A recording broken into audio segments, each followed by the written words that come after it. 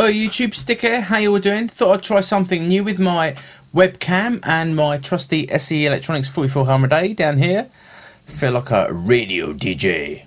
Welcome to Radio Maplewood. How's it all going anyway? I just thought I'd do a quick video going over some of the questions that you guys have been asking over the last 3 video posts I did. So starting off with the Monkey Lord live recording video. So if you guys haven't heard it, go to Maplewood Studio on SoundCloud, which is soundcloud.com/Maplewood-studio, and check it out. This is from, was it MJ Woodworth? Great video, man. Any chance of more lessons for in the studio? Yep, that's the plan. Also, just a techie question: if you're going to record a 3-piece rock setup, guitar, bass, and drums, what microphones would you use? Well, it's really a case of what microphones have you got. The whole concept of this recording series is to use one microphone to record the instruments individually to build up a track. So if you're looking to do that, you could use an SE 4400A. That's what I plan to do. But you know, with the recording, it's always a case of what you've got available to you.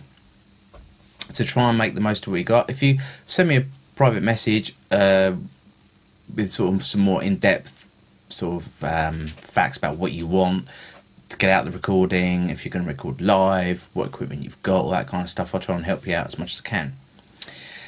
Hope that's cool. Cole 33145, could you do lessons on group channels and sends and all that stuff? Sure. I can try and talk you through groups quickly now.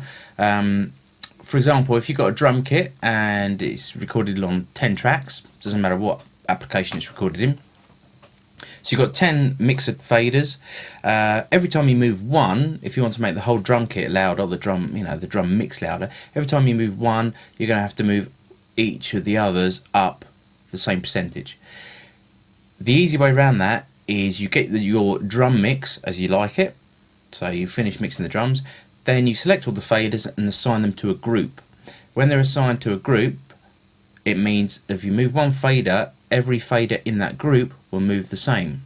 And you can also set within groups, you can set pans and all kinds of stuff. So that's the quick concept of a group. A group is just a group of faders. Don't have to be in any numerical line. They can be any combination of numerical or the audio tracks, but they can be a group of a specific instrument that you want to increase the volume of all together and lower together. The other way to do it is to send the output of each track to a bus. So if you've got those same 10 tracks that are drum tracks, instead of them going to the stereo out, send them to a bus. Make sure it's a stereo bus. Send them to a bus, and then you just adjust the bus master for the volume control of the drum kit, and then of course you can still mix your drum kit nice and easy to make those subtle changes. Hope that helps a little bit. I'll do a video in more depth and all that kind of stuff, but hope that helps you for the minute, Cole. Let's have a look at the next video, which was studio video part 1. Yeah, first of all, remember the concept for the video series was based around the putting a package together. I'm not saying this is the kit you have to buy, it's just kit I would recommend. So feel free to chuck your recommendations if you're using kit already down below. I would say the microphone at that price range is more important than the audio interface around that sort of £300 price range. As like I said in the video, as long as you're looking at 2 channels, you're going to get a good 2-channel audio interface. Don't spend 300 quid getting 8 channels, 8 mic pre's and all this other stuff, because you're going to have to sacrifice something in quality. But anyway, I think that was the main comment from the first video. People asking a few questions about that. Studio video part 2, Colin again. Do I think you could do a video on the setting up side of things, how you run all your gear into your computer? Well, I could do, but it would be specific to my setup. It wouldn't really help anyone else unless they go out and spend Christ knows how many thousands of pounds on the same gear.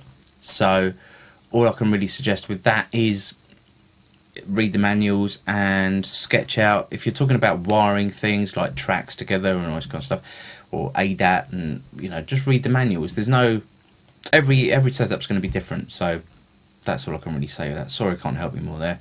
And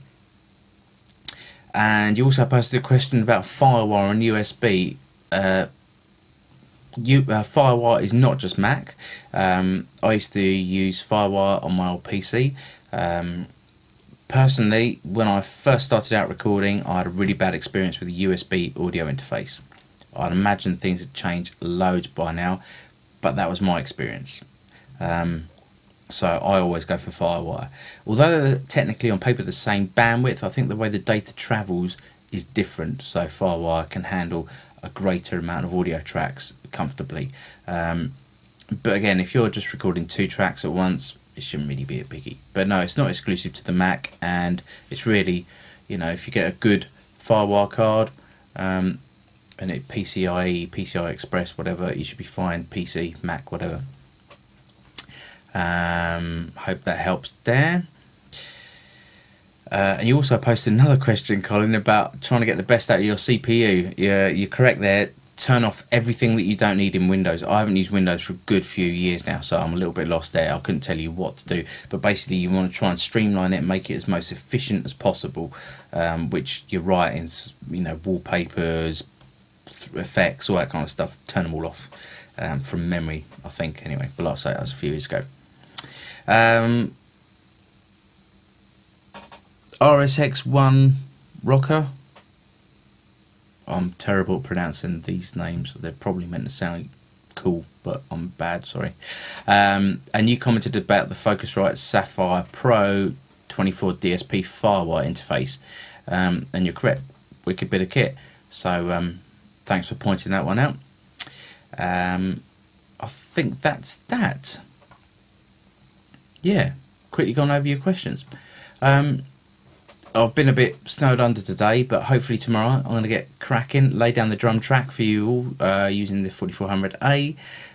Hopefully it's going to turn out badass. And carry on. If you've got any questions, please fire away. Oh, someone else asked me a question actually about whether I went on any audio technology courses or if I was self-taught.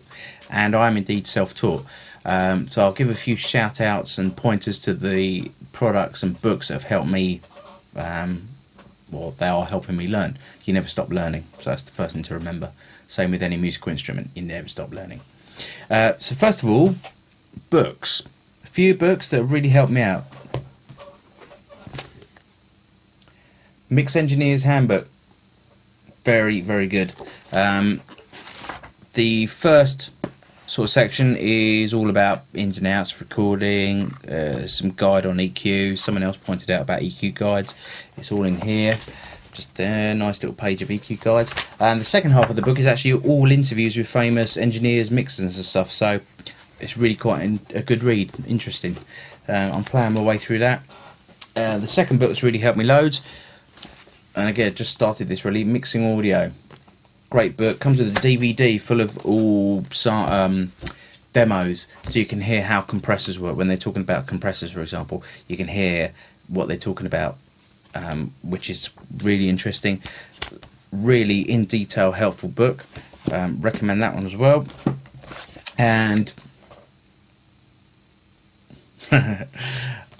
recording drums, I find the hardest thing out of all of them, and I think most people agree drum kits are hard to record. But again, this book, I can't remember where the CD is. It comes with a CD to listen to all the bits they're talking about here. It might actually be a DVD. Yeah, DVD, sorry, not a CD. The DVD, I must say, is a little bit flat, but it's factual and informative, so you won't sit there and be riveted, but try and take on board. If you get that book, try and take on board what they're talking about. Yeah, so that was that. That's the actual sort of facts, as it were, about mixing. Software-based tutorials and stuff, I use Mac Pro Video. I think they're an excellent company, and for the price of their videos, you know, you get something. I buy the download ones.